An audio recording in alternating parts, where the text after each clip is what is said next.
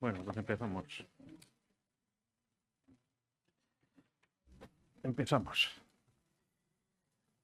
Pues muy buenas tardes, noches. Los celulares, los móviles, por favor, que no.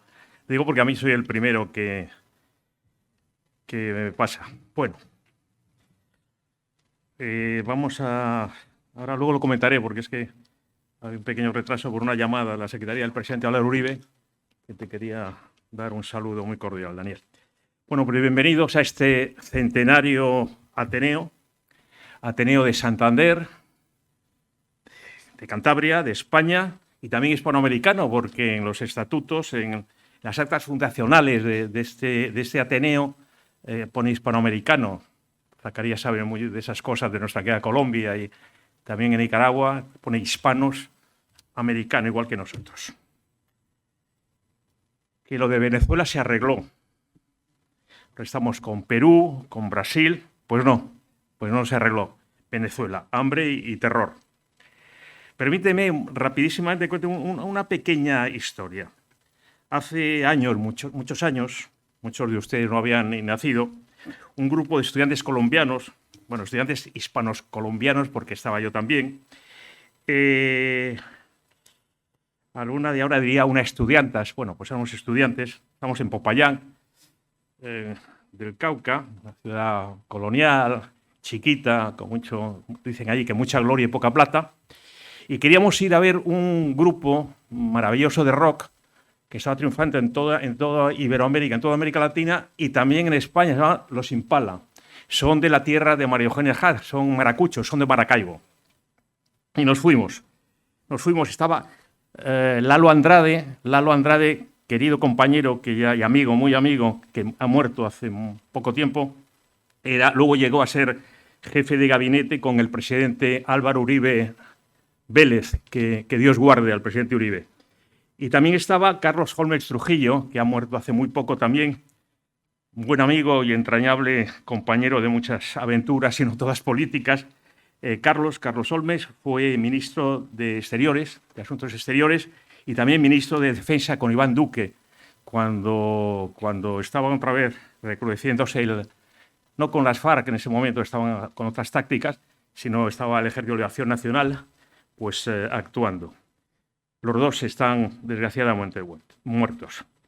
Pues bien, fuimos a ver, les sitúo, el año 70 estaba Rafael Caldera, Democracia Cristiana para entendernos, en Venezuela. Nosotros acababa de ganar las elecciones Misael Pastrana Borrero, su hijo, Andrés Pastrana Arango, viene mucho a Santander, a casa de un querido compañero y muy amigo mío, Ramón Pérez Moura. Pues acaba de ganar Misael Pastrana con polémica, porque se decía que es el general Rojas Pinilla, que sí, había ganado una. Pero en fin, dejemos ahí, está el presidente Rafael Caldera. Llegamos a Caracas. Caracas para nosotros era como estar en París, era una cosa impresionante. Era una cosa increíble. Además, era curioso, el bolívar estaba altísimo, casi al nivel del dólar. A veces le superaba. Nosotros íbamos con pesos colombianos y detectaban que éramos colombianos porque echábamos el palito con ron. Y estos señores estaban todos con whisky, con unas marcas, caraqueños, tomando tragos. Y íbamos, el año 70, la despedida de Los Impala, porque su batería, Servando Altaci, se iba a Estados Unidos a un viaje, que luego se casó con una gringuita, iba a los Days, a los Estados Unidos. Pues aquel Caracas era prodigioso. Íbamos a Sabana Grande, en aquellas madrugadas fantásticas, con un pabellón criollo y luego con una cerveza helada, estábamos otra vez dispuestos al combate, incluso amoroso, con aquellas caraqueñas que a nosotros nos parecían todas, y muchos lo eran, Misses Venezuela. Íbamos, al Juan Sebastián Vara, y ahí íbamos también en la Sabana Grande, se llamaba también el coche, el carrito, el carro de Isidoro, en fin, aquella maravillosa Venezuela, aquella al menos Caracas, que es donde nosotros estuvimos. Pues, ¿qué pasó? ¿Cuánto se jodió Venezuela, diría Mario Vargas Llosa?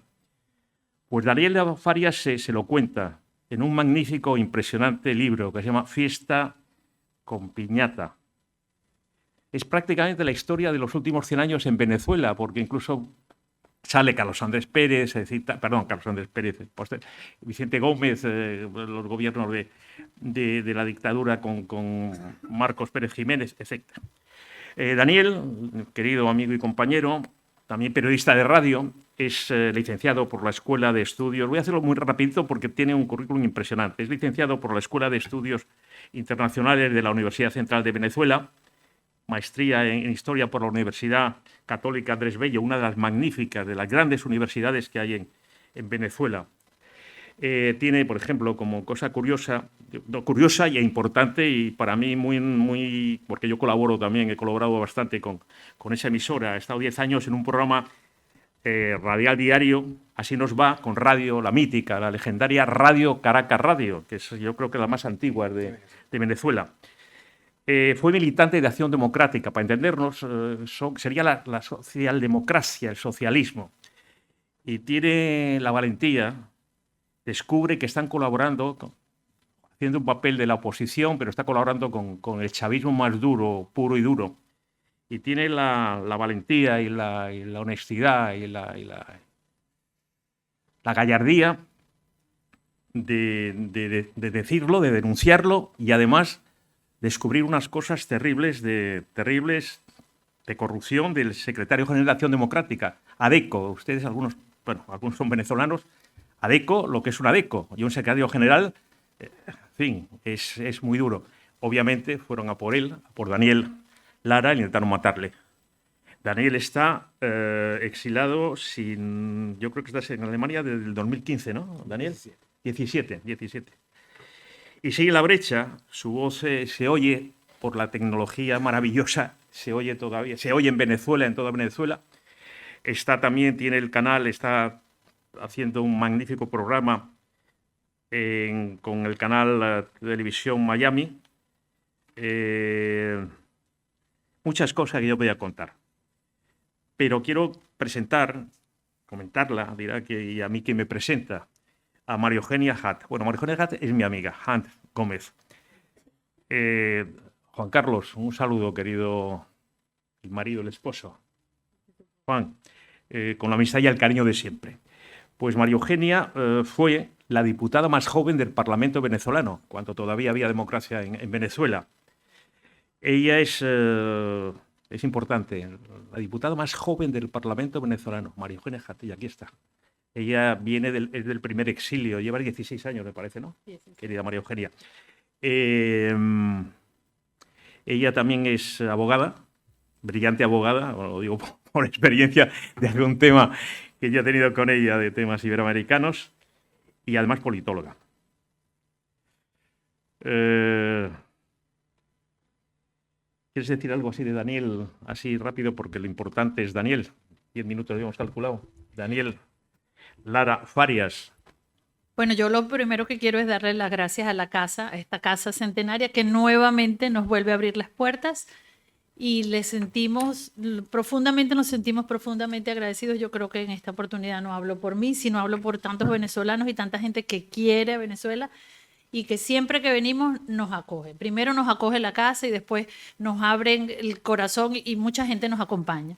Después te quiero dar las gracias a ti que siempre a la primera llamada dice sí, vamos a hacerlo, ¿no? Y por supuesto a Daniel, que me di cuenta que es muy fácil de sobornar porque por un pan de jamón el señor está aquí.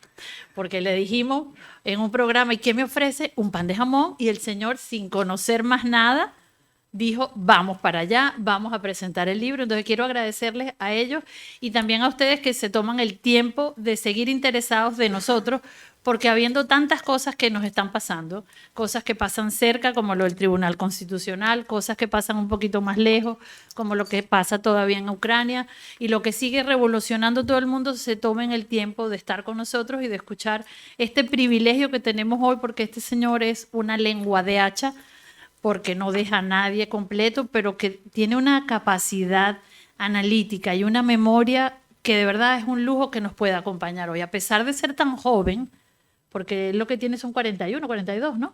42, tiene una capacidad analítica brillante, y yo creo que que es el primero de sus libros, nos abre un poco el apetito para seguir esperando sus investigaciones y se conoce la vida de todo el mundo. Es la maruja mayor que yo he conocido en mi vida. Muchísimas gracias, Daniel. Pues tiene la voz, tiene la palabra sobre lo que auténticamente está pasando en Venezuela, nuestro querido amigo, mi colega y buen amigo, Daniel Lara Farias. Daniel. Gracias, A vos. Federico. Bueno, gracias a todos los que se encuentran acá. Gracias en particular a Federico por haber aceptado el... Con el acento a tu apellido, me dice. Ya sabes cómo es María Eugenia. Sí, pero lo puedes hacer como los alemanes que me dicen Lara Farias. O sea, que no pasará. Pareces caraqueño. Sí. A María Eugenia por la deferencia de preocuparse por hacer este acto acá, en una ciudad que no estaba prevista en las primeras de cambio, pero que se hizo notar a través de María Eugenia y su preocupación por organizar esto, y gracias a ello estoy en estas bellas tierras que me han parecido una maravilla y a la cual espero poder volver con más tiempo para la próxima.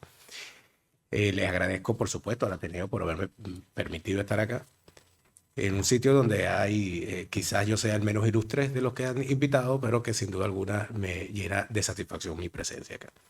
Bien, por supuesto que hablar de Venezuela para los venezolanos es algo que es muy probablemente pan de todos los días. Probablemente para los españoles sea algo que se lee en la prensa o que se escucha a ese familiar, a ese amigo o a ese vecino, porque ahora los venezolanos estamos regados también por toda España, como en un momento estuvieron regados muchos españoles por Venezuela. De tal manera que la historia termina siendo de ida y vuelta, siempre. Y en el caso de la historia de Venezuela y de la historia de España también es una cuestión de ida y vuelta. Yo cuando empecé a dedicarme a la historia de América como especialidad, recuerdo que un profesor me dijo en su momento que para ser venezolano y estudiar la historia de América había que conocer la historia de Venezuela, que había que conocer además la historia de España, que había que obligatoriamente entender la historia de Colombia, la historia de los Estados Unidos, y además que había que escoger otro país de Hispanoamérica o de toda América para hacer las comparaciones. Y yo, gracias a eso, siempre estuve muy pendiente de lo que ocurre en España. Y ya estando en el activismo político, ocurre que el Partido Acción Democrática, donde en efecto, y eso puede figurar más que en mi currículo, en mi prontuario, fui militante y dirigente. En el año 2010 me envió acá a España, a Madrid, a hacer un curso de formación becado por el PSOE, en la Fundación Ideas, aunque en aquel momento se llamaba Fundación Pablo Iglesias, por el otro Pablo Iglesias, claro, o como presagio del que venía, pero en todo caso, yo estuve en ese curso de formación, y fue allí donde yo me di cuenta que yo no estaba haciendo absolutamente nada en la socialdemocracia. Me di cuenta de que había un vacío absoluto, de que no me estaban diciendo nada nuevo, y que más bien me estaban diciendo una cantidad de cosas y de barbaridades con las cuales yo no quería tener nada que ver. Y yo regresé de ese viaje en el 2010 a Venezuela completa y absolutamente apóstata de la socialdemocracia. Y empezó un proceso que terminó 3 años después, gracias a la maravillosa ayuda de Enrique Capriles Radonsky, cuando se negó a defender el triunfo del año 2013 frente a Maduro. Y yo me sentí lo suficientemente traicionado esa noche siguiente como para decir yo llego hasta aquí, yo no puedo más con el activismo político. Y fue allí donde empecé en la radio ese mismo año. Este año 2023 es mi año 10 al aire en Radio Caracas junto a Neomar Hernández. Eso quería decirlo porque eso de que la historia es de ida y vuelta es importante. Pero además ahora, ¿no? Yo cuando veníamos en el camino hablando sobre el tema ocurrido ayer, hoy, con el Tribunal Constitucional. Y los venezolanos ahora, viendo las cosas, cuando estamos arraigados en otro país y vemos algo que ya nosotros vimos, siempre decimos la misma frase cuando vamos a hacer la explicación. Venimos del futuro. Y te voy a explicar qué es lo que va a pasar. Pero a veces la cosa no es igual, pero hay unos paralelismos bien interesantes. La desgracia venezolana que implanta el chavismo empezó por el Tribunal Supremo, ¿no? Cuando Hugo Chávez en el año 99, en el 98, antes de asumir inclusive la presidencia,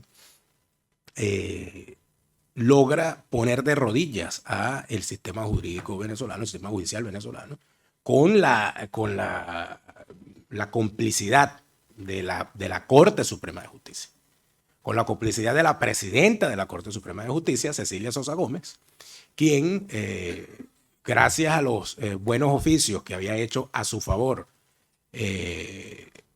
su compadre Carlos Escarrá, que era alto funcionario del chavismo, logró pactar con Chávez la supervivencia de la Corte Suprema de Justicia, es decir, que Chávez no iba a disolver la Corte como quería el chavismo, a cambio de que a Chávez le permitieran imponer su proyecto constituyente. Eso ocurrió antes inclusive de que Chávez asumiera la presidencia.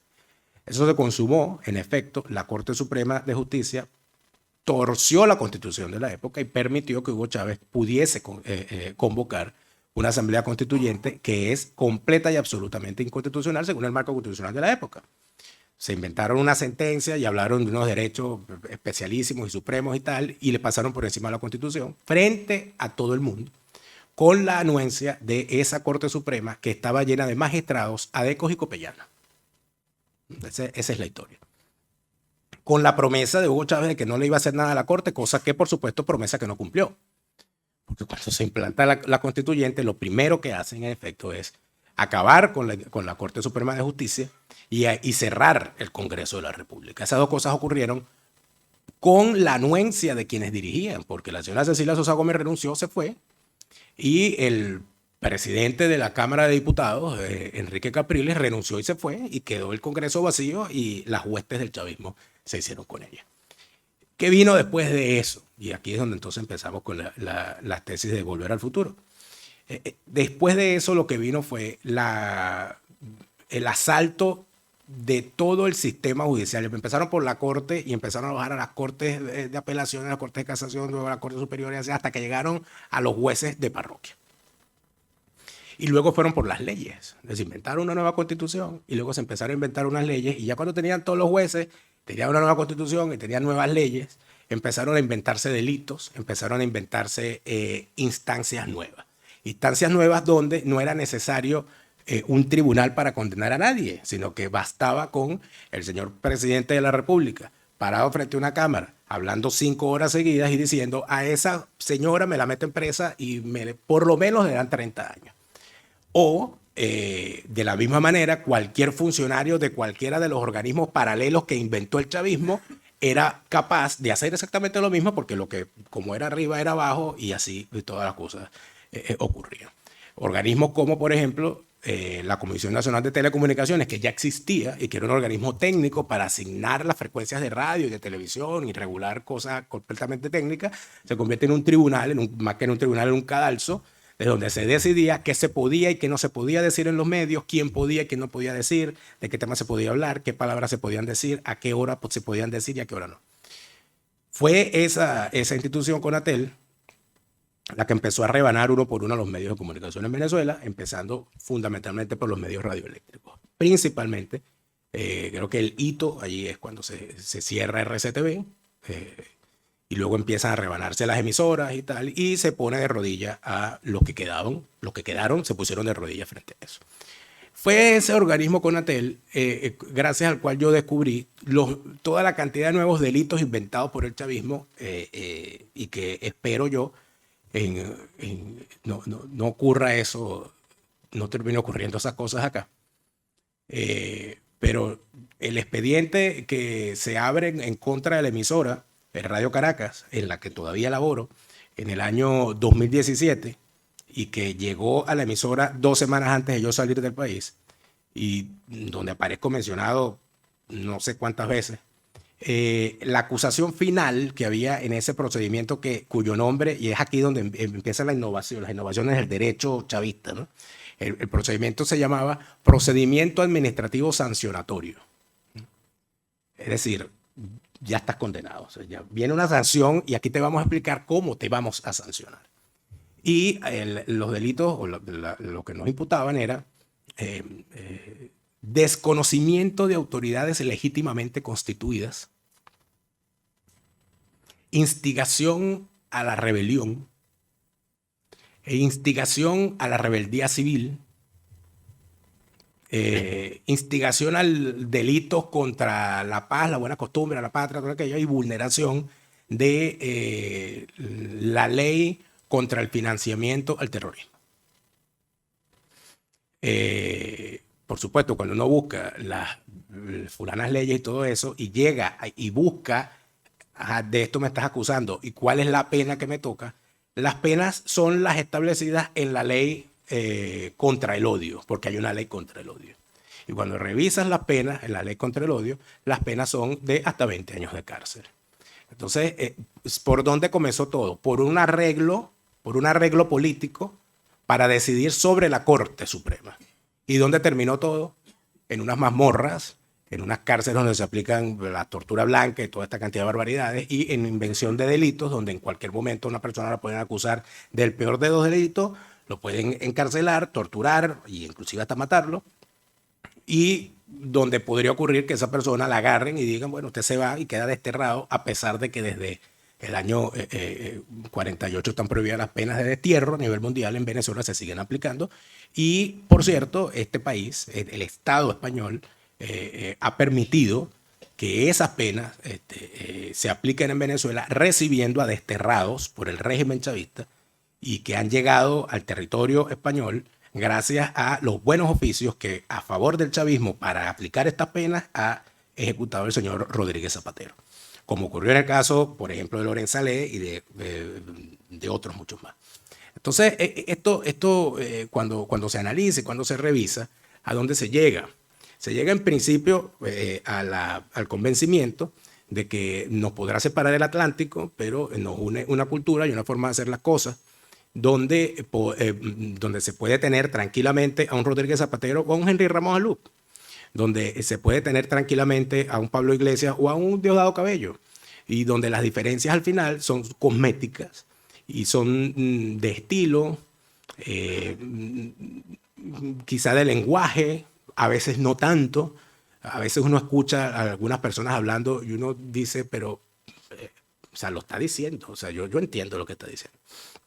Y además de esto, para quienes los vimos y para quienes sabemos lo que hicieron, es imposible hablar de lo que ha sido el gobierno particular de Nicolás Maduro sin hablar del apoyo que se le prestó desde España con la asesoría de estos personajes que luego formaron el partido Podemos, o que conforman esa agrupación. ¿Dónde termina entonces todo esto? En el caso venezolano termina, en efecto, en una fiesta con piñata, que es el nombre de este libro, y cuyo nombre tiene una connotación que se explica en lo que es para los venezolanos, o lo que es en Venezuela una fiesta con piñata. Cuando estaba escogiendo el nombre del libro, yo hice un sondeo en mis redes preguntándole a quienes me seguían qué recordaban de las piñatas, de las fiestas con piñata. Y en efecto, les pasaba lo mismo que me pasa a mí con la fiesta con piñata, que los recuerdos son malos. Porque las piñatas en Venezuela son una cosa bien caótica, donde los niños se golpean para agarrar los caramelos y golpean a la piñata y todo aquello. Pero es que además hay algo particular en las piñatas venezolanas, y esta es la razón del nombre del libro. Alguien que todavía, sinceramente, y lo he dicho en todas las presentaciones, porque es la verdad, no recuerdo quién fue que me lo dijo, y cuando me acuerde le daré el crédito, me dijo que en Venezuela la política se había convertido en una fiesta con piñata por la característica donde los políticos iban a la fiesta, al reparto, y detrás tenían a su mamá aguantándole la bolsita mientras ellos agarraban los caramelos. Y eso es una de las características de la fiesta con piñata en Venezuela, que mientras el niño está agarrando caramelos, la mamá está atrás aupándolo, vétete, tírate, cuidado, agarra aquí, y con la bolsita esperando para meter los caramelos y tal. Y además hay una serie de situaciones que siempre queda un niño llorando, o varios, porque siempre hay uno más avesado que agarra más caramelos y los demás quedan, y se genera una situación gravísima para el dueño de la fiesta. Pero hay toda una dinámica y hay todos unos roles dentro de la fiesta con piñata, que yo no sé si hay unos estatutos o algo, pero existe. El dueño de la fiesta, sabiendo que va a haber problemas en el reparto o en la rebatiña que va a ocurrir, debe tener un acopio secreto con todo lo que tiene, tiene que tener otra piñata guardada en una bolsa. De forma tal que cuando los niñitos quedaron sin caramelo, él va a salir con la bolsita y le va a dar a los niñitos que están llorando para que todo el mundo quede tranquilo y se acabe el llanto, ¿no? Y además de eso, hay unos personajes dentro de la fiesta con piñata. Uno es el niñito al cual se le deja de último, porque el dueño de la fiesta sabe que es el que le va a dar más duro a la piñata y la va a tumbar, y entonces no podemos dejar que él le dé de primero porque la va a tumbar antes que le dé los demás. Y está otro personaje que muchas veces, y esto es importante, sobre todo ahora que tenemos la figura de María Corina Machado, que es la niña que va con vestido.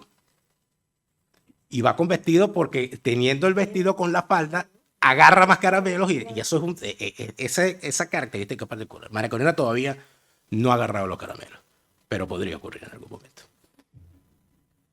¿Qué pasa? Que al terminar el reparto, o sea, cuando los niños en la rebatiña se quedan sin nada, aparece alguien a repartirle al que se quedó sin nada.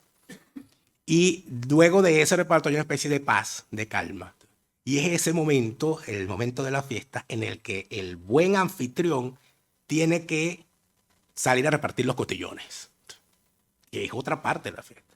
Para que haya más caramelo, ya la gente, entonces ya tienes el cotillón, se te olvidó lo de la rebatiña, se te olvidó que te quedaste sin caramelo y pasa todo, y cuando ya está todo el mundo contento, vamos a picar la torta. Y picamos la torta y se acaba la fiesta.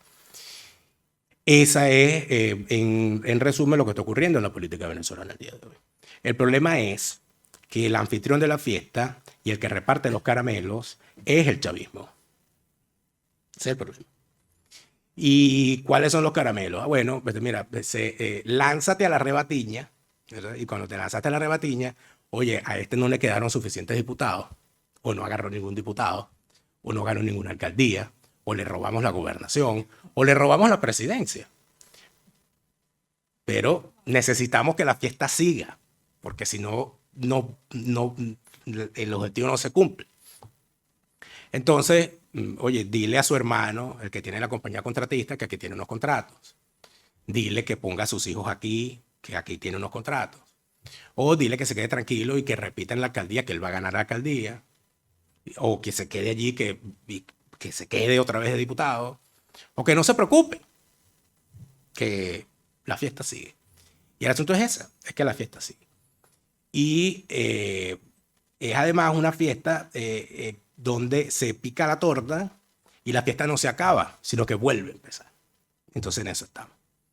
Y ese volver a empezar es una acumulación de frustraciones que ha alcanzado mayor dramatismo en este momento en el que estamos hablando, donde hay muchísima gente, donde hay ya, me imagino que ya somos 8 millones de venezolanos fuera de Venezuela, y lejos, cada uno metido, por supuesto, en su supervivencia, en su integración y en todo lo demás, y de repente tú te desenchufas de lo que está ocurriendo en Venezuela y de repente abres el periódico y te das cuenta, no, se acabó el gobierno interino y ya Juan Guaidó ya todo quedó en el pasado, y la gente dice, ¿qué pasó?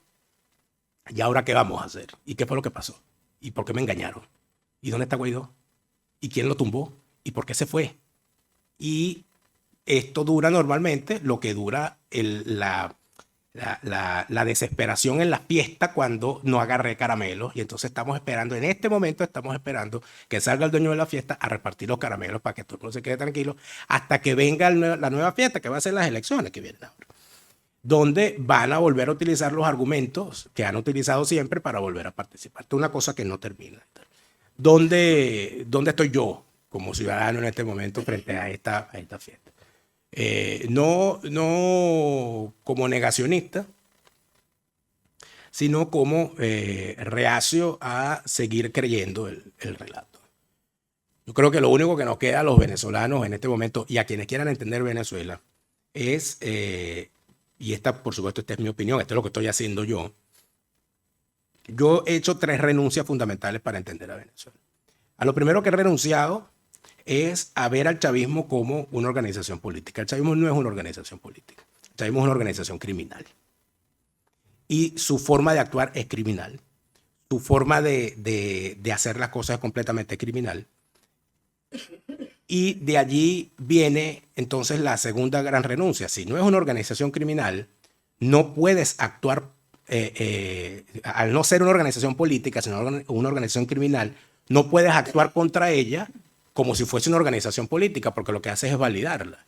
Sería como si frente a Pablo Escobar y el cartel de Medellín, en vez de combatirlo para derrotarlo, se le diría, bueno, vamos a hacer un referéndum a ver si la gente quiere a Pablo Escobar o al Estado.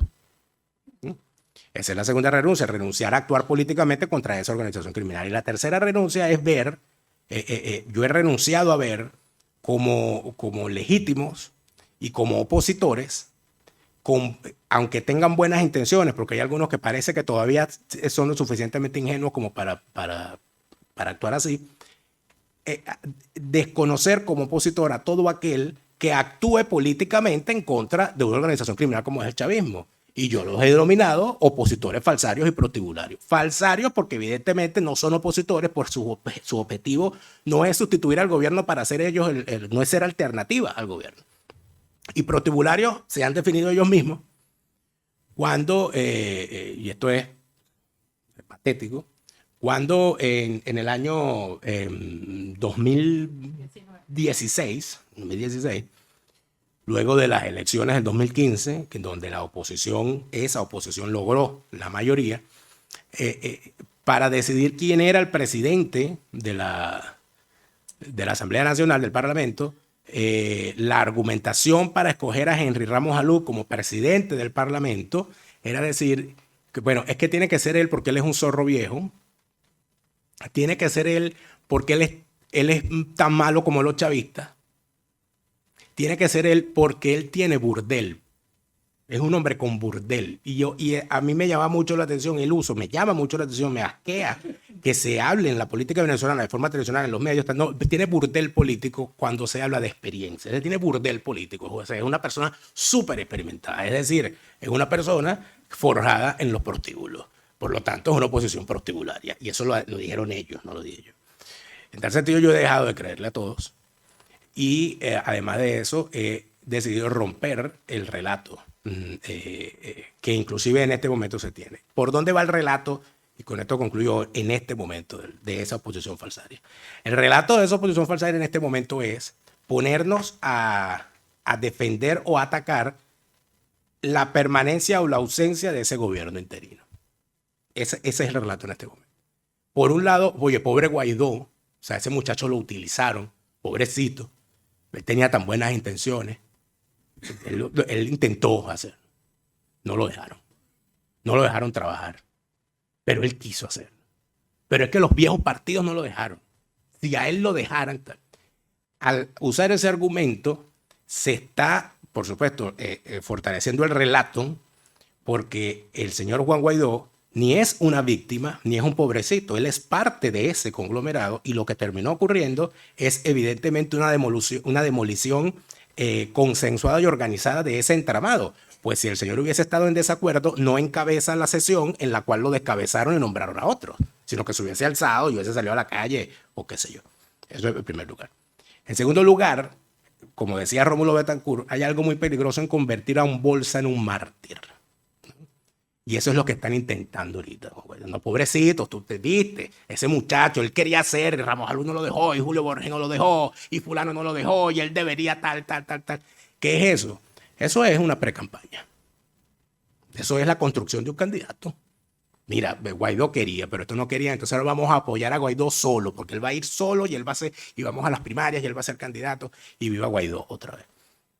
Ya me mandó por ahí un video de Franklin Virgües diciendo que él ya no, que lo disculpe, que lo perdone, que él se equivocó, que él se confundió.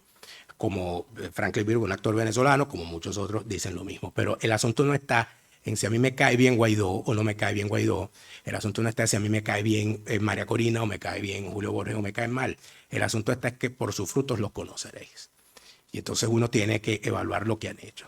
siguen diciendo que hay que ir a derrotar al chavismo en unas elecciones. No son opositores, porque están tratando como organización política a una organización criminal. Siguen diciendo que no, hay que es una de las cosas más. Es que la oposición tiene que unirse. Tienen que unirse, porque cuando se unen, y entonces es allí donde viene. ¿Y a qué te refieres tú con oposición? Cuando tú dices que la oposición debe unirse, me dices que tenemos que ir caminando todos con Henry Ramos Alup al lado otra vez. Que tenemos que ir caminando todos con Manuel Rosales al lado otra vez. Que tenemos que ir caminando con Julio Borges al lado otra vez. Julio Borges, que es una especie en las películas estas de misterio, el mayordomo que al final resulta ser el asesino. Porque Julio Borges está en la política desde el año 99. Ese tipo tiene, bueno, se murió Chávez y sigue Julio Borges. O sea, tiene más tiempo que Maduro a la cabeza de la política. Y por allá anda tan tranquilo, por cierto, aquí en España, porque a veces ocurren desgracias y yo le pido perdón a los españoles por haber causado la desgracia que Julio Borges se haya venido para acá, con 4 hijos que tiene, o sea que la cosa puede ser peor. Y entonces el señor repitiendo mentiras, yendo a foros, diciéndole a la gente que él no fue, pero tiene 25 años allí. Entonces, ¿quién fue? O sea, si hay 7 dirigentes políticos que tienen 25 años dirigiendo a una oposición que no crece, sino que se equivoca, se reduce y nos deja en ridículo, entonces ¿de quién es la culpa?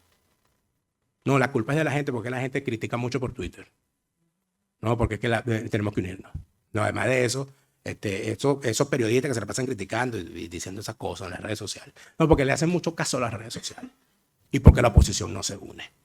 Yo decidí romper con eso. Yo decidí, como ciudadano, yo he decidido no creerles nunca más. He decidido más bien que cuando me dicen algo, hacer todo lo contrario. Y además de eso, me he convencido de que esa oposición falsaria y protubularia es el anillo de seguridad principal que tiene el chavismo, que ya no podemos hablar del régimen chavista, porque ya tenemos un sistema chavista. Y ese sistema es una mesa de 3 patas, cuya primera pata es el régimen chavista, sin duda. La segunda pata es esa oposición falsaria y protubularia construida a la medida de las necesidades de ese régimen. Y la tercera pata, que es muy poderosa, que por cierto ha tomado España, es la boliburguesía. La boliburguesía es ese grupo de empresarios financieros, de nuevo, de viejo cuño, y algunos de ellos simple y sencillamente su profesión es ser testaferros, que al amparo de los negocios que se hacen a la sombra del Estado, se convierten en testaferros de los grandes jefes del chavismo, del régimen, y a la vez se convierten en el conducto a través del cual el régimen financia a esa oposición para que haga lo que ellos quieren que haga. El gran ejemplo es el señor Gorrín, que todos los días se descubre una vinculación nueva y la gente se sigue sorprendiendo. Y muchos de ellos, además, o varios de ellos, de connotados apellidos de ayer y de hoy, ayer, hoy y siempre, se encuentran hoy tranquilamente viviendo en España, posando como empresarios, dueños de bancos, entran en el círculo más estrecho de la nobleza de este país. Nadie les pregunta cómo demonios hicieron. Caso particular, yo quisiera algún día poder entrevistar al señor Juan Carlos Escotet para que me narre en primera persona y yo poder escribir. De repente me gano un Nobel, que no me voy a ganar con este, de repente me lo gano con la historia de Juan Carlos Escotet, para que Juan Carlos Escotet me cuente cómo en 25 años un país quebró por completo con todos los que estaban adentro, incluyendo la industria petrolera más importante en toda la región, y en el mismo periodo en que todo el mundo quebró, en el mismo periodo en que las 2 grandes fortunas de Venezuela, que era la fortuna de la familia Mendoza y la fortuna de la familia Cisneros, salieron de la lista Forbes, en el mismo periodo él se convirtió no solamente en el hombre más rico de Venezuela, en uno de los más ricos de América y en la 5ª fortuna de España. Yo creo que eso amerita no una explicación, porque yo no soy quien para pedirle explicaciones a un señor que empezó trabajando como office boy y que se hizo a sí mismo seguramente, sino que yo quiero saber cuál es el secreto, porque seguramente, pues, no sé si va a ser un libro de autoayuda o va a ser un libro de vender, como aquel libro de Og Mandino, el vendedor más grande del mundo, pero nos va a enseñar el office boy con más suerte del mundo. Esa es la tragedia venezolana. Esa es la tragedia venezolana, que también es una tragedia española. Y no lo digo por demagogia, por estar en España, sino lo digo con el convencimiento de que 600.000 venezolanos viviendo en España y que en Navidad empiezan a debatir si se va a comer zarzuela de marisco o se va a comer hallaca. Allí es donde están los grandes dramas. En todo caso, les agradezco a todos por estar acá. Quisiera responder algunas preguntas y, por supuesto, todas las dudas que puedan tener y que el tiempo nos permita. Y tengo que decirles algo que me dijo una persona en la primera presentación que hicimos pública, que fue en Berlín, que me decía al final, mira, yo no deberíamos sentirnos tristes después de todo esto, porque al fin y al cabo, Venezuela sigue estando allí donde nosotros estamos. Y es verdad, porque la gran mayoría de los venezolanos estén donde estén, aunque sus hijos ya no tengan el acento caraqueño o el acento maracucho o el acento margariteño, sino el acento español o el acento del país donde estén, aunque sus hijos no se sepan el himno de Venezuela, pero sí se sepan el himno del país donde están, comen arepa. En España se vende tequeño y muy probablemente sus hijos saben quién es el burrito sabanero. Entonces, importante. Entonces esas cosas siempre serán importantes. Muchas gracias a todos.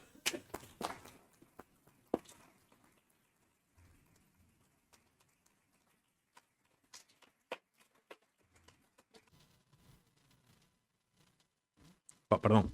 Vamos a hacer yo creo que un coloquio que es lo más interesante para hablar con Daniel Lara Farías. ¿Sus apellidos son de origen es portugués o qué es? Farías. Como eres caraqueño también estáis con apellidos así. Español. Sí, pero no sé. Hay una cosa impresionante en el libro.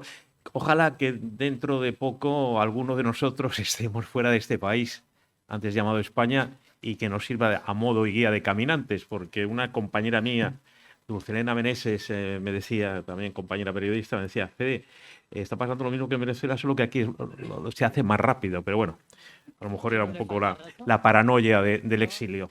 En fin, hay una de las muchas cosas del libro de Daniel, el querido amigo Daniel, es, hablando del fenómeno chavista, decir una cosa que me ha impresionado, y ya con esto podemos empezar, si les parece, el coloquio, el cambio de impresiones, de intercambios de nuestra Venezuela. Dice Daniel, analizando el tema del teniente coronel, del teniente coronel Hugo Chávez Frías. Olvídense de la independencia, de la soberanía, del poder para el pueblo. Olvídense del socialismo. La bandera que Hugo Chávez vendió, el teniente coronel Hugo Chávez Frías, no hay que olvidarlo, que dio un golpe a un gobierno legítimo de Rafael Caldera, aunque luego Caldera... Sí, exacto. A Carlos Andrés, perdón, uy, por Dios, al Gocho, al hombre que camina. Sí, lo que pasa es que, bueno, ya Caldera ya le dio, en fin, ya le permitió aquello de decir esta constitución moribunda. Pues sí, todo esto que decimos, olvídense de todo eso, incluso del socialismo. Lo que Hugo Chávez y la gente compró fue la bandera de la venganza. Es una de las frases que termina el libro de Daniel, Fiesta con Piñata. Pues lo dicho, además hay gente que colombianos, cerca venezolanos, en fin, yo creo que el coloquio es muy interesante porque Daniel me decía que ya, en fin, está lejitos de allá, él vive en Alemania, como ustedes saben, y en fin, no tiene miedo y además estamos muy, muy bien protegidos. Eso es. Adelante. La idea es que vamos a recoger 3 preguntas para que podamos aprovechar el tiempo. Daniel responde rápido y vamos a otras 3, ¿no? Para que podamos tener tiempo que todos los que quisieran intervenir lo puedan hacer. Yo voy con eso de abusando de que estoy aquí como de anfitrión. Yo quiero hacer una pregunta muy concreta a Daniel. Con el cambio, yo creo que y eso es una opinión mía personal, por favor. Yo Yo creo que se está siendo injusto con Guaidó. Yo creo, mi opinión, creo que es injusto lo que se está diciendo en la prensa hispanoamericana. El otro día hacía unas, en fin, mi opinión. Creo el Mundo el otro día también hablaba. Pero ahora ha habido un cambio, Daniel, que se llama, que esta chica, que yo creo que es médico, ¿no? Está en Valencia. Sí, aquí. Sí, sí, que está, sí, exacto. ¿Qué es más de lo mismo o qué opinas del cambio en la cabeza? Es que es cuanto, como estoy con unas gafas que no veo muy bien, tengo que mirar por aquí, pero en fin, sí. Figuera, ¿Tenemos? Dinora Figuera. ¿Tenemos alguna pregunta? ¿Alguien quiere hacerle alguna pregunta a Daniel? Mira, el señor tiene. Vamos a ver, yo voy a hacer una pregunta. Yo he estado en China, he estado en Cuba, he estado en Rusia, he estado en Vietnam, o sea, todos los países comunistas.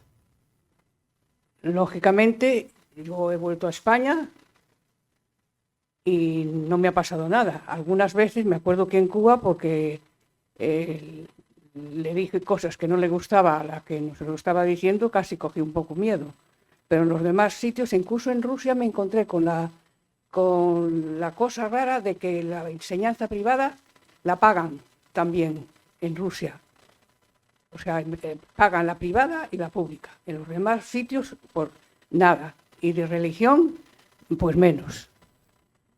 Entonces, nosotros teníamos preparado... Sí, pero ¿cuál es la pregunta, por favor? Sí, la pregunta. Yo quiero ir a Venezuela el año que venga. Este año vamos a ir a otro sitio. Pero a mí me da miedo.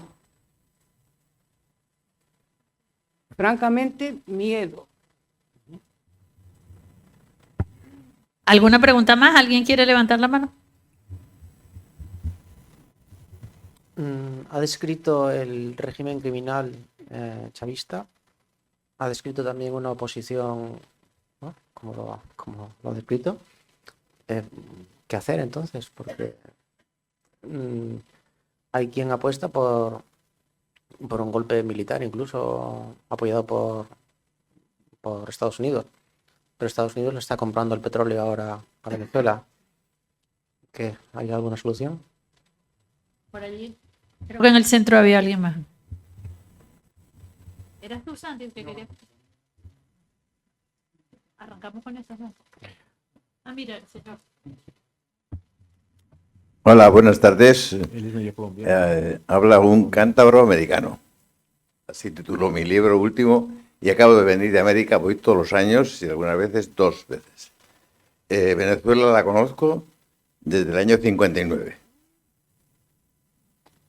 Trabajaba allí en la compañía donde yo trabajé, la Swissborg University, construyendo el puente de Maracaibo, el Caroní, después el Guri, me quisieron llevar, tengo compañeros en la geología, mecánica de suelos. O sea, conozco Caracas muy bien, encantadora, he querido la gente todavía más y ya lo últimamente me daba mucha pena. Me daba mucha pena porque ya casi no se podía estar ni en la Candelaria ni en las Mercedes. Ya no sabía ya cómo, y tengo allí amigos. Y me duele, lloro. Lloro porque me duele, porque lo conozco y lo vivo. Y entonces digo, la pregunta es, ¿por qué han surgido tantos mesías en Latinoamérica, en mi América, en toda mi América? ¿Por qué ese Mesías, el chavismo, el orteguismo, el peronismo, ahora con el de México, que se empeña en que nos enfrentemos los españoles? Acaba de venir México y México cada día nos quiere más. Y el ALO dice que nos queramos menos. O sea, terrible. Felicitaciones y seguiremos hablando. Gracias. Yo creo que vete contestando. Si te parece, Daniel, vete contestando, ¿no? Sí. Bien. La primera, lo de la oposición. Sí. Si se está haciendo injusto con Guaidó, yo creo que sí, estamos haciendo injusto con Guaidó, porque no ¿Crees que sí? Sí, se está haciendo sumamente injusto con Guaidó, porque lo estamos valorando mejor de lo que merece.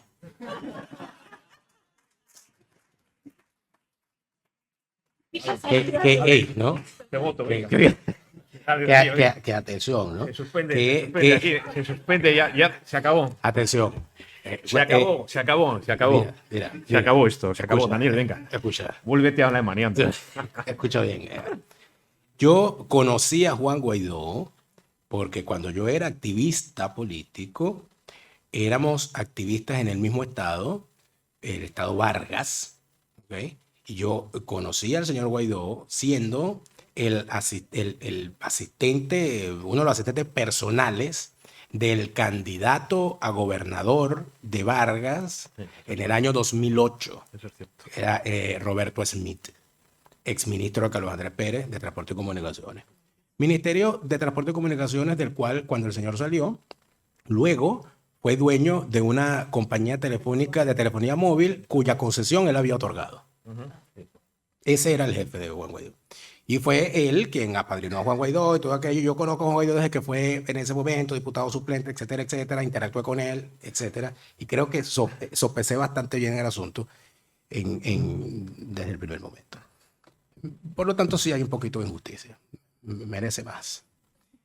Con respecto a Dinora Figuera, la actual, ¿qué fue que la nombraron a ella?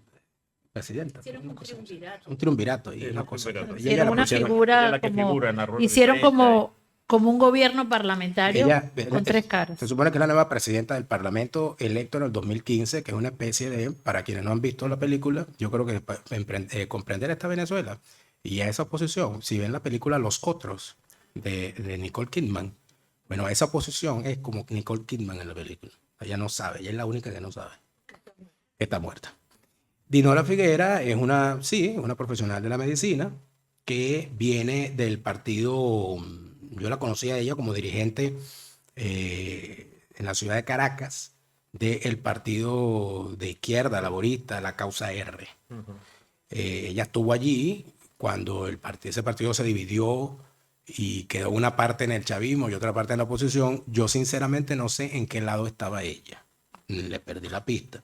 Pero luego la vi militando en el partido Primero Justicia. Y yo me pregunto qué tiene que ver la Causa R, un partido de centro izquierda, postmarxista, etcétera, etcétera, con el partido Primero Justicia. Y ya por allí podríamos sopesar cuál es la solidez ideológica que esta señora tiene.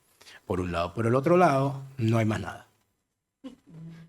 O sea, estamos hablando de una persona que simple y sencillamente es diputada, está allí, llegó y tal, y la pusieron allí y la pobre señora aceptó y lo lamento mucho por ello. Querer ir a Venezuela en este momento, sí, claro, muchísimos queremos, pero sí, por supuesto, yo no puedo.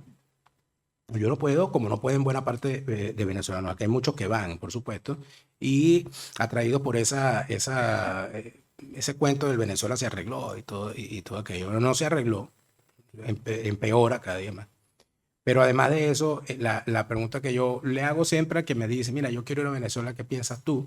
Que aunque ustedes no lo crean, la recibo con mucha frecuencia, inclusive de familiares que se encuentran fuera, yo siempre pregunto lo mismo, ¿para qué? Porque yo no soy quien para decirle a alguien si quiere ir a Venezuela, si tiene razones para ir a Venezuela. Yo no soy quien, sería egoísta yo decirle no vayas porque yo no puedo ir. Hay gente que tiene que ir porque tiene familia que ver, porque tiene familiares enfermos, porque tiene un documento que sacar o porque simple y sencillamente necesita ver algo por última vez o por primera vez. Yo eso no lo juzgo, pero por supuesto que a mí siempre me parecerá algo sumamente peligroso y riesgoso. ¿Qué hacer? Y las opciones militares. Bueno, es que no se trata de qué hacer, es qué se está haciendo. A una organización criminal, a una banda criminal, a la mafia, se le combate con medidas policiales, con medidas judiciales y, si es necesario, con medidas militares. Y eso se está haciendo. Lo que pasa es que no se está haciendo al nivel que quisiéramos ni con la velocidad que se quisiera. Pero el hecho de que haya tal cantidad de casos en la Corte Internacional Penal de La Haya en contra del régimen chavista es una judicialización del chavismo y un tratamiento por donde debe ir, porque esa es una organización criminal, son violadores de derechos humanos y otros muchos delitos. Por lo tanto, en la judicialización, las acciones judiciales están allí. En cuanto a las acciones policiales, también, porque todos los días nos enteramos de un nuevo detenido vinculado a redes de legitimación de capitales y de cuánta barbaridad existe asociada al chavismo en distintas partes del mundo, inclusive aquí en España. El Pollo Carvajal sigue preso y llorando ahí en la celda. España extraditó a una señora que por ser enfermera de Chávez logró la bicoca de $2.500 millones en sus cuentas bancarias. Y el esposo creo que también va ahorita extraditado. Y ese tipo de cosas evidentemente son acciones. Bueno, pero el problema es que agarraron a unos testaferros, no agarraron a Diosdado Cabello. Y nosotros queremos ver a Diosdado Cabello con los ganchos puestos y con el uniforme naranja. Sí, yo también quiero verlo, pero no hay una cosa, y yo lo digo con el convencimiento de haberlos visto, ¿no? No hay una cosa que le duela más a un delincuente de la política que ver cómo cae uno de sus testaferros. Eso, lo que genera eso en los terremotos que se han generado en Venezuela, cuando cae una red de testaferros, terminan inclusive en muertes muy discretas y que nadie nunca se acuerda. En Venezuela ha habido una profusión, así como en Cuba existe la figura del castrismo, inventó la figura de los árboles que caminan. De los árboles que caminan. En Cuba, en distintos momentos, a distintas personas, por razones indeterminadas, se les atraviesa un árbol y, cuando va manejando y se mata. Y ocurrió con Manuel Piñeiro, que era el jefe del aparato de seguridad de Cuba. Se le atravesó, caramba, el hombre con más poder no iba con escolta, ni iba con chofer, y se le atravesó un árbol y murió. Le pasó a este joven que luego se vio involucrado en esta cuestión en la última crisis del PP en Madrid, que estuvo preso en España, perdió el control del vehículo. Sí, estuvo preso en Cuba, porque perdió el control del vehículo donde iba con para allá, ¿no? Y se le atravesó un árbol. Entonces, se le atraviesan árboles con mucha frecuencia a la gente en Cuba. En Venezuela, en el chavismo, existe el fenómeno de la combustión espontánea de vehículos. Se les incendia el vehículo y aparecen incendiados. Y existe el otro fenómeno de los vehículos que se caen a los ríos, ¿no? Y se salva el chofer y se salva el escolta, pero se muere el escoltado, ahogado. Y el escolta sale seco y se muere. Eso ha ocurrido en casos que para escribir otro libro. Entonces, y esas son las reacciones que se dan por esas cuestiones. El hecho de que con el interinato no cambió nada, no, cambió una cosa sumamente importante. El evento del gobierno interino, en mi opinión, una de las opiniones que tengo es que ese evento fue el equivalente a lo que ocurrió en el año 93 en Venezuela con el escandaloso y explosivo caso literalmente del carro bomba del año 93. En el año 1993, un grupo de personajes, algunos de los cuales están viviendo aquí en España, por cierto, se les ocurrió la maravillosa idea de poner en medio de una situación política donde había 2 presidentes juzgados, 2 golpes de Estado, un estallido social, etcétera, pusieron un carro bomba en un conocido centro comercial de Caracas. No mató a nadie, pero el solo hecho de que explotara un carro bomba en Caracas en medio de ese momento tumbó las acciones en la bolsa. Y ellos salieron y compraron las acciones caídas, y cuando las acciones volvieron a su nivel, se hicieron unas grandes fortunas que les permitió a muchos de ellos vivir en La Moraleja, en Madrid. El gobierno interino es una especie de carro bomba. ¿Por qué? Porque generó una situación en la que hubo un reacomodo y salieron una serie de acciones del chavismo, de actores que desaparecieron, y de la oposición. Tarek El Aissami desapareció del mapa de poder. No es el hombre poderoso que era en aquel momento, que era el vicepresidente ejecutivo. Pero Rafael Ramírez se convirtió en un fantasma caminando por Europa. El Pollo Carvajal está preso. Luis Ortega se cambia de peluca todos los días para poder hacer mercado en Madrid. El Guardia Nacional, que la Guardia Nacional en Venezuela nunca tuvo grandes opciones de poder dentro de la estructura militar. El Guardia Nacional con más poder en la historia de Venezuela, Néstor Reverol, salió del mapa, no aparece, desapareció. O sea que sí hubo una serie de cambios, y además de eso, cuando ves el cuadro te das cuenta de que hubo una gente que quedó allí y que están allí. Vladimir Padrino López, sin hablar. Diosdado Cabello, hablando siempre de más. Nicolás Maduro y Cilia Flores. Pero Michael Moreno cayó. Néstor Reverol cayó, Luis Ortega Díaz cayó, y además de eso emergieron dos personajes siniestros que no sabemos dónde nos van a llevar y dónde vamos a terminar, que son los hermanos Rodríguez, Jorge y Delcy Rodríguez, que a Delcy creo que la conoce mucho aquí en Madrid, a ella y a sus maletas. Entonces, son cosas que de verdad sí ha habido cambios. Un golpe militar en Venezuela. El asunto es que, como dice el famoso chiste, el problema es que no hay campanas, ¿no? Pero además de eso hay que decir, y esto se desconoce inclusive en la prensa internacional y en la opinión pública internacional, en este momento en Venezuela hay más de 300 presos políticos, de los cuales más de la mitad son militares. Eso no es una casualidad. Ha habido, yo perdí la cuenta del número de rebeliones militares que ha habido en Venezuela, que han sido por supuesto penetradas, infiltradas, etcétera, y con militares que han acudido al llamado histórico ese de intervenir como árbitros en la política. ¿Va a haber otra situación como esa? Yo no lo sé. ¿Va a los Estados Unidos? Estados Unidos, con ese señor, primero lo promueve el Papa Francisco, que Joe Biden, creo yo. Pero bueno. ¿Y por qué tantos mesías en Hispanoamérica? Porque todavía extrañamos a Fernando VII. Yo creo que esa es una respuesta. El hecho de que Hispanoamérica se haya roto con el Imperio Español en un momento en que el Imperio Español no era una monarquía moderna, constitucional, parlamentaria, sino, bueno, lo que en ese momento era, nos lleva a, haciendo una comparación muy forzosa, lo que es hoy en Venezuela. Un joven venezolano nacido después del año 95, lo único que ha visto como político es en Venezuela a un hombre frente a una cámara y frente a un micrófono insultando a los que no piensan como él.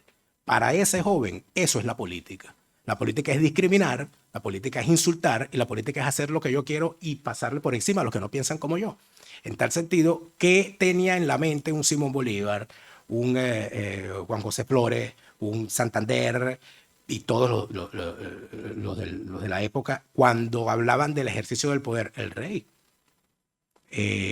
Para ellos, inclusive el ejemplo de los Estados Unidos, Bolívar lo desdeñaba y no le gustaba ese ejemplo de lo que pasaba en los Estados Unidos. Y hemos tenido, más que mesías, hemos tenido reyezuelos o aspirantes a reyezuelos y siempre terminan igual. Creo que el que peor ha terminado es Chávez, que como ustedes saben, no sé si se enteraron que se murió y no volverá. Pero todos van por el mismo camino y por eso es que cuando uno los escucha hablar, cuando yo escucho hablar a López Obrador, yo desde el primer momento en que llegó a la presidencia y vi los planteamientos y las cosas que hacía, yo me di cuenta de que el López Obrador es un Chávez con esteroides.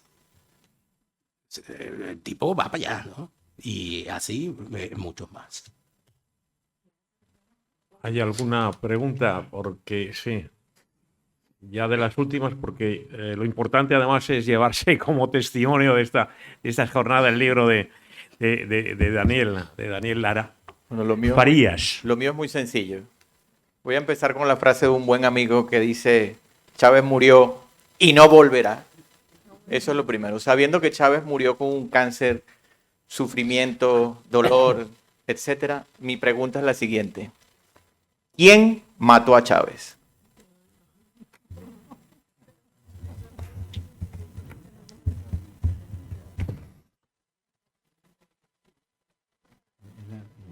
Yo creo que la última, si hay alguna otra pregunta, ya terminamos para que venda los libros. Daniel, libro histórico además. Los 100 años de la historia de Venezuela. Joder, si me oye a mí algún viejo adeco, yo que me confundir. Carlos Andrés, el hombre que camina, el gocho, andino, no caraqueño, ¿eh? No caraqueño. No caraqueño. Fíjate, ¿quién mató a Chávez? Pasa por preguntarse lo que se está preguntando muchísima gente. Esto es una pregunta más compleja de lo que la gente cree y no es un chiste. Hay un convencimiento en la opinión, sobre todo del chavista de base, no el político, de que Chávez no murió de muerte natural. Eso se termina convirtiendo en una leyenda urbana. Pero, por supuesto, hay muchísimas cosas que señalan y hubo tanto misterio y tantas cosas que las grandes preguntas son, bueno, aquí a Chávez lo mataron. Y en eso está completamente de acuerdo en ese planteamiento el opositor común. Dice, no, a Chávez lo mataron. O sea, todo el mundo dice, a Chávez lo mataron. ¿Dónde entra la diferencia? Porque nosotros los hispanos somos especialistas en estar de acuerdo en lo macro y matarnos en lo micro, ¿no? Y ahí es donde no nos ponemos de acuerdo. A todos nos gusta el fútbol, pero a mí me gusta este equipo y a ti te gusta este y nos matamos por eso. Eso es, por ejemplo, ¿no? En lo que no estamos de acuerdo es en quién lo mató. El chavista de base lo mató el imperio, ¿no? Lo mató el imperio y te dicen 50 teorías distintas.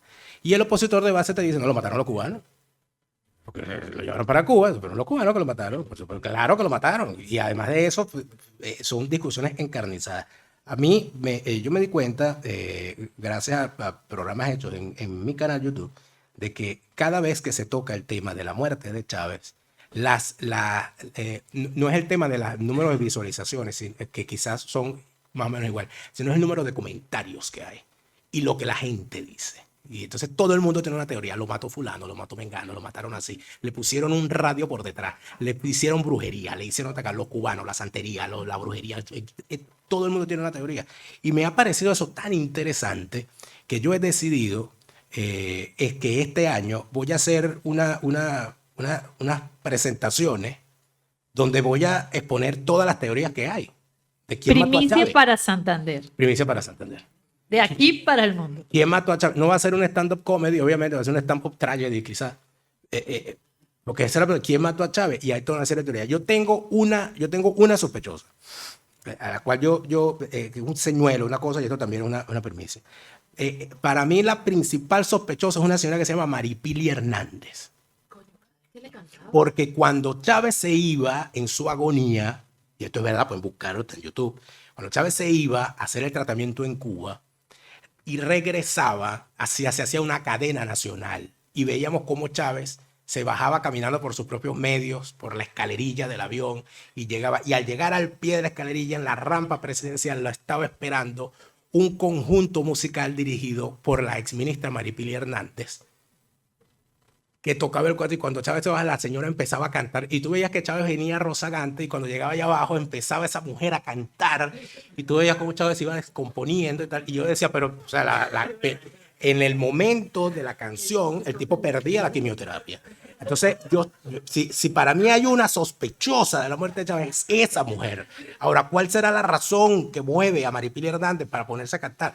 Me parece, yo no sé, sé que hay jóvenes que vieron Pokémon. Había un personaje de Pokémon, que era un personajito, no me acuerdo ni cuál es el nombre, alguien me ayudará, que se ponía a cantar y dormía a todo el mundo.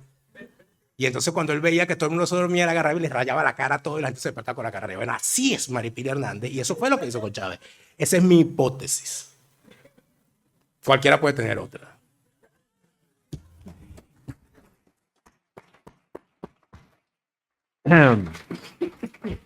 Vamos, hay alguna cosa así de urgencia. Si no, si les parece, terminamos. Muchísimas gracias. Y van a hacer historia porque Daniel va a dar mucho juego en una futura, seguro, Colombia Democratic, perdón, Colombia, como tenemos a nuestro que mejor no, vamos a dejar el tema, el actual. Parece que sí. El libro está a la venta. El libro sí, eso lo iba a decir. El libro Fiesta con Piñata es muy interesante. Quien quiera saber la historia de Venezuela de los últimos 100 años y con cosas muy duras a veces y muy divertidas otras. Pero eso de reír por no llorar se da con frecuencia. Agradecerles infinito su presencia y no sé, pues habrá que decir qué es lo clásico en estos coloquios, en esas historias. Viva Venezuela libre y muchísimas gracias. Gracias.